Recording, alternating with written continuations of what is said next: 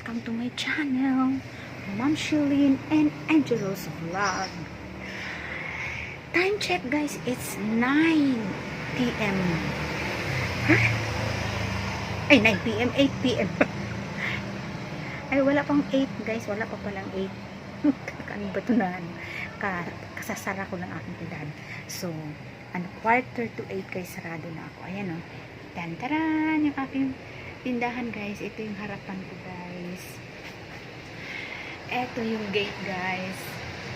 Palabas. Tapos may isa pang gate doon sa labas. So, ang ginawa ko ngayon, katapos kong ay nagbilig ako ng halaman. Diniligan ko lahat. Kinuskus. Di ko nga na i-vlog na nagkuskus ako dun sa simento na yan yung dyan yung pinutuntungan ng mga bumibili dyan. Kinuskus ko, sinabon ko, nilinis ko, dinisinfect ko. Yan. Dito ako sa loob niyo.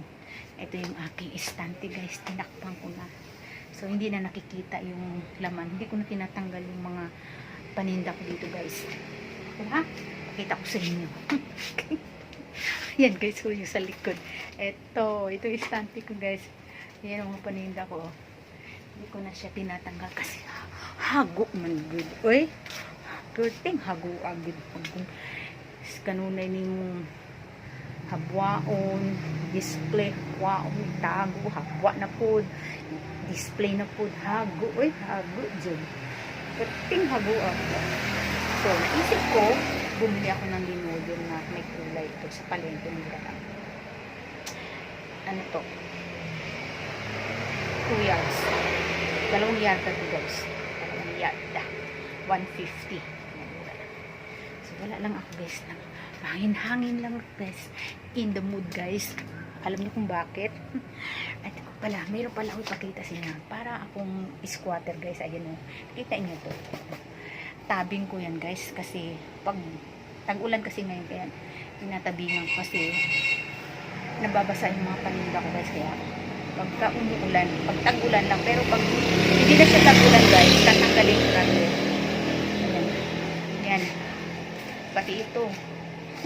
Kasi may butas dun sa may bubong guys. Oh, pumapasok yung tubig dito.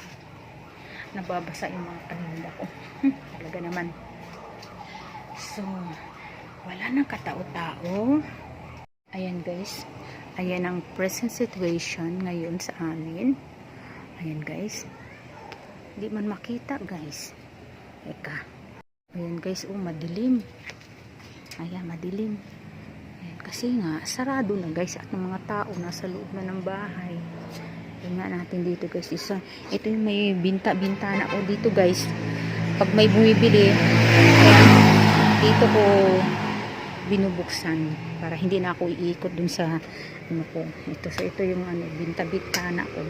Lusutan. So, wala naman tong lock guys. Ayan. Sa ganyan lang. Ano naman dudukutin nila dito guys. Ayan. Yung 3 bike. Nakatali yan guys. Nakakandado yan. Yung mga bike ko. Yan 3 bike na yan. Nakakandado yan. Tingnan nyo. Tuwing gabi yan. O, diba? Kandado. Tapos yung pangalawa. Ito yung bike ko. Kandado. Tapos ito yung bike ng anak ko. Ayan. Oh, mga kandado. Tapos ito yung bike ko naman. Nakakandado din siya. So, yan sitwasyon ngayon. Buti pa yung mga ibon. Tutulog na rin guys. Oh. Nagpapahinga na sila. Yung mga ibon. Nagpapahinga na sila. Ito ngayon ang update sa aking pagsasara. Hintayin natin yung pagsirena ng guys, curfew dito sa amin. 8 o'clock magko-curfew na yan. Magsisirena na yan. Yan. So, ayan yung aking malagubat na bumimbilya guys. Ewan ko ba ito hindi nagkakaroon ng dahon itong bumimbilya ko dito sa loob ng tindahan ko guys. May kunting dahon lang, ganyan lang siya. Tapos ayan nasa labas ng ayun Mali nga ang pagkakatanim nito guys eh. Nandito sa loob ng bahay namin yung ano niya. Nandito sa loob ng bahay namin yung ano niya, paso niya. Ayun. Tapos, nung tumubo guys, lumabas na sa may gate. Hindi ko anong saan siya pwedeng lumusot. Yun. Makakalusot siya doon. Kaya, baka masira itong ano namin, grills ba. Pero mukha namang hindi. Kasi nandun na siya sa labas guys at namumutik-tik sa nabuhay na naman siya uli. Gumanda na naman yung dahon ng bougainvillea ko guys. Gusto ko sanang lumabas para i-video sa labas guys. Kaya nagtakot na akong lumabas kasi baka may hold upper eh. Alam mo na, nag-iingat tayo. May dumadaan dito kasi nagsasalita ako. Nagsasalita ako. Yun ang aking, ayan ang aking permit guys. Yung aking sanitary permit. Yung sanitary permit ko, yan. Tapos yun. Pumasok na tayo guys kasi na, probinsyano. Ayan. Probinsyano na tayo guys. Yan. Balita. Yan na yung balita guys. Matatapos na. Probinsyano na guys. So, tatanggalin ko na itong aking face mask. Andito na ako sa loob ng bahay. At ito na ang aking ginagawa guys. So, after nyan guys, galing na ako sa tindahan. Nag-ano na ako guys, no? Ako ay magpapalit na naman ng damit. So, itong pangalawa ko na to guys, napalit na yun. Magpapalit na uli ako kasi magpapahinga ako guys. Magpapahinga muna ako, manonood ako ng probinsyano. Yun ang pinakapahinga ko bago ako mag-shower. Yan, bago ako maghilamos, mag-lie down ako ngayon dito.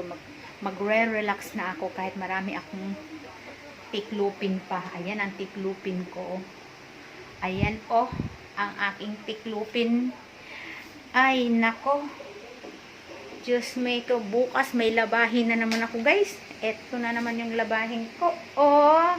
Ang dami na namang labahin. So, see you later guys. Magpapalit lang ako ng damit kasi pawis na ako. Ayan guys. Narinig niyo guys? Narinig niyo yung sirena guys? Yan, hudyat na ng curfew guys. Wala nang makikitang palakad-lakad dyan. Nakabihis na ako. Kaya hindi pa ako nakapag-supply guys. Ayan. Narinig niyo ba? Narinig niyo yung sirena guys? Ayan. So, tingnan natin. Mayroon ng humahabol. Ayan guys, paspas ng pagbabay. Makauwi lang. Uwi na. 5 o'clock na. 8 o'clock. Yan ang probinsyano. Tutok mata. Tutok mata ko talaga guys. Hindi pwedeng palagpasin to eh. Favorite ko talaga to. Ha? Favorite ko talaga to. Ay nako guys. Mamaya. Kunting kwentuhan guys. Kung ano yung karma. Kung ano yung ginawa ni Vera kay Audrey, yung kapatid ni itong love interest ni Cardo. Pinutol yung kamay ni Audrey. O ngayon, karma. Naputol yung buong braso niya. At ang nakaputol ay itong tatay ni Lea Mante. Lea Mante. Kasi sumugod siya. May dala-dala siyang malaking bolo knife, malaking ganun. Parang, ayun, nung i-handcuff na ni Lea Mante si Vera, biglang inagaw ni biglang parang gusto niyang i-hostage si Lea Mante. Biglang dumating itong daddy ni Lea Mante. May dalang mahabang kutsilyo. Ginanya niya yung braso. Putol talaga dito. Diba? Yun na yung karma. Pinutulan niya ng daliri yung si Audrey. siya din ngayon, naputulan ng buong ano mo.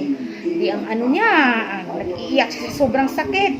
Aba, kahit na ba masakit yan eh, gusto pa rin yung pumatay. Kinuha niya yung baril niya sa tabi niya. O, naunahan siya ni Cardo. O, diba? O, di nagkatigtigan ngayon si Attorney Mante at saka si Cardo. O, di, patas na. May utang na loob na si, Attorney Mante kay Cardo. O, yun na yun. Nagkatitigan, nagkatinginan. Ang ending niyan ay magpapatawaran na yan. So, ganun ba? Paganda talaga yung yung probinsyano, guys. Na parang kumbaga nadadala ako ba sa parang nakubaliw dito. Ayan, sige! Yan, banat mo! Panin mo! Sige, ayan! Nagsasalita. Mag-isa lang ako dito, guys. Mag-isa ako. Talagang, overacting ako dito eh. Ay, talagang, tuwan-tuwa talaga ako. Ay, nako, basta Cardo, basta probinsyano. Walang papantay, walang kukontra. Minsan, advance episode sila, guys. Pinapanood ko eh. Yung advance episode nila. Yung mga hindi pa napapanood ng sa regular, sa regular time nila ng 8 o'clock. May advance yan. May advance screening. Kaya alam ko na kung anong mangyayari. Pero, ngayon, hindi na ako nanonood ng advance episode. Kasi, parang parang alam mo na. Parang walang ka-thrill ba. Kaya alam mo na yan eh. Hindi na ako nanonood. Ayan. So, yun lang ang ating chika-chika ngayon. Ano pa ba? Solid akong probinsyano from Marikina. Ayan, probinsyano ako. Solid ako mula sa simula hanggang ngayon. Hindi nagbabago yan. Nanonood ako, walang pinapalagpas yan. Maliban na lamang kung may lakad ako at hindi ko inabutan. Pero napapanood ko naman sa YouTube, diba? Kaya updated din tayo. Ayan.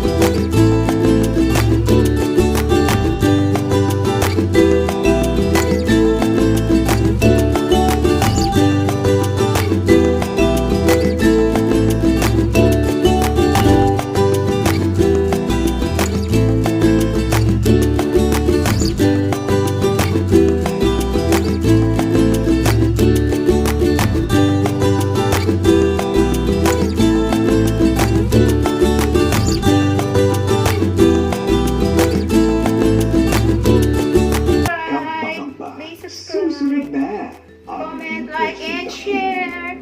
This is Ma'am Shalene. Bye. Bye. Thank you so much for watching.